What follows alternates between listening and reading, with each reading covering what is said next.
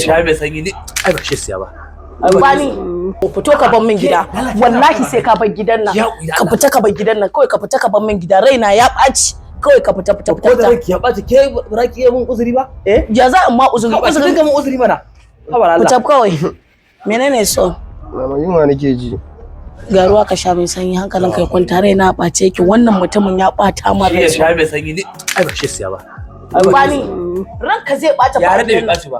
Ai ba shi na kai wallahi gidan uwanka na. Wallahi akan wannan yaron sai na wulakanta ka ba kai wasa ba dana ne jini na ne dole sai in ta ya kare ya kaiwa ya koma gidan ubansa. Ba zai gidan ka yake zaune da mun ai a gidana kai mun albarkaci na kake ci wallahi kake zaune a gidan. Wannan ba shi bane babana.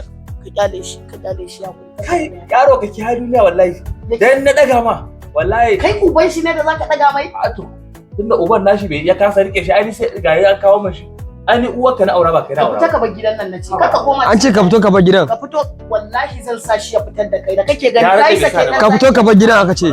Ba za ka fita ba. Ba za a yi waye kake cewa mu je cikin. Ni ma wallahi ciki zan shiga gaba ɗayan mu.